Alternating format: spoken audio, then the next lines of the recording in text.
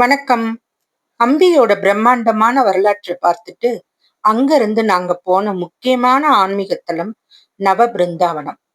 துங்கபத்ரா நதியோட நடுவுல அமைஞ்சிருக்க இந்த புனித தீவுல மாத்வ சம்பிரதாயத்துல இருக்கக்கூடிய 9 மகான்களின் பிருந்தாவனங்கள் அமைஞ்சிருக்கு. அதனாலதான் இந்த இடம் நவ பிருந்தாவனம் அப்படின்னு அழைக்கப்படுது. இங்க வர்றதுக்கு பாத்தீங்கன்னா படகுல துங்கபத்ரா நதியை கடந்து செல்லும் அனுபவமே மிகவும் அழகா இருக்குங்க. நதியோட நடுவுல இயற்கை சூழல்ல அமைதியா இருக்கும் இந்த இடத்துக்கு நுழைந்த உடனே மனதுல ஒரு விதமான அமைதி ஏற்படுது. இந்த இடத்தோட ஸ்ரீ வியாசராயர் போன்ற மகான்களின் வரலாறும் இணைஞ்சிருக்கு. அதே போல நவபிருந்தாவனம் அமைஞ்சிருக்க அநேகுந்தி பகுதி ராமாயணத்துல வரும் கிஷ்கிந்த நிலப்பரப்போட தொடர்புடையதான். பாரம்பரியமாவும் இது நம்பப்படுது. அதனால அம்பி பயணங்கிறது வெறும் பழைய கட்டடங்களை பார்க்கறது மட்டும் கிடையாது. விஜயநகர பேரரசோட வரலாறு, மகான்களின் ஆன்மீக பாரம்பரியம், ராமாயணத்தோட தொடர்புடைய நம்பிக்கைகள், துங்கபத்ரா நதியின் இயற்கை அழகுன்னு பல அனுபவங்களை ஒன்றாக கொண்ட ஒரு அற்புதமான பயணம். அந்த பயணத்தோட நவபிருந்தாவனம் மறக்க முடியாத ஒரு புனிதமான இடம். இந்த துங்கபத்ரா நதியோட தீவு பழங்காலத்திலிருந்தே அமைதியான ஆன்மீக சாதனைக்கு ஏற்ற இடமா கருதப்பட்டது. இங்க மாத்துவ சம்பிரதாயத்தை சேர்ந்த மத்வாச்சாரியார் பரம்பரையில பீடாதிபதிகளான இந்த மகான்கள் தங்களோட வாழ்நாள்ல இந்த பகுதியில ஆன்மீக பணிகளையும் சீடர்களுக்கு உபதேசங்களையும் செஞ்சாங்களாம்.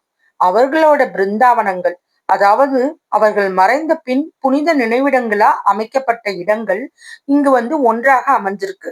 இதனாலதான் காலப்போக்குல இந்த இடம் 9 மகான்களின் பிருந்தாவனங்கள் கொண்ட நவ பிருந்தாவனம் அப்படின்ற புனித தலமா புகழ் பெற்றது.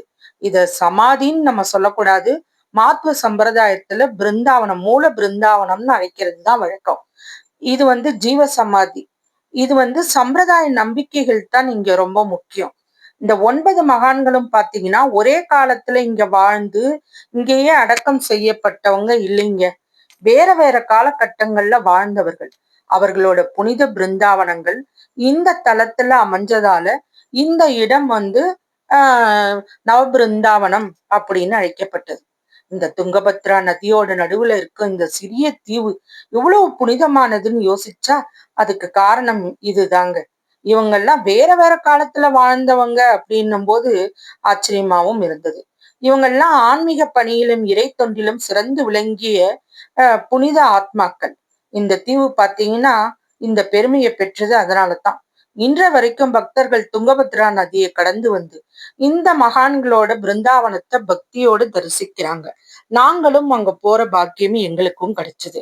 அதுவும் இங்க பாத்தீங்கன்னா பாதி வரைக்கும் ஒரு படகுலையும், அங்க இருந்து நடந்து இன்னொரு படகுலையும், அங்க இருந்து கிட்டத்தட்ட 1 கிலோமீட்டர் நம்ம காட்டு பாதையில சென்றோம்னா அழகான இந்த பிருந்தாவனத்தை நம்ம அடையலாம். இப்ப பாத்தீங்கன்னா அந்த பிருந்தாவனத்தை சுத்தி இரும்பு கம்பியால வேலி போட்டு வச்சிருக்காங்கங்க. ஆனா இங்க நம்ம பாக்குறதுக்கு கண்ணுக்கு குளிர்ச்சியாவும், இடமும் போட்டோ ஷூட் எடுக்கிறதுக்கு ரொம்ப அழகாகவும் இங்க அமைஞ்சிருந்தது. பெரிய பெரிய பாறைகள்லாம் நம்ம மகாபலிபுரத்துல இருக்கிற மாதிரியே அங்க இருந்ததுங்க. மிகவும் ஒரு அமைதியை கொடுத்த, மனசுக்கு அமைதியை கொடுத்த இந்த தலம்.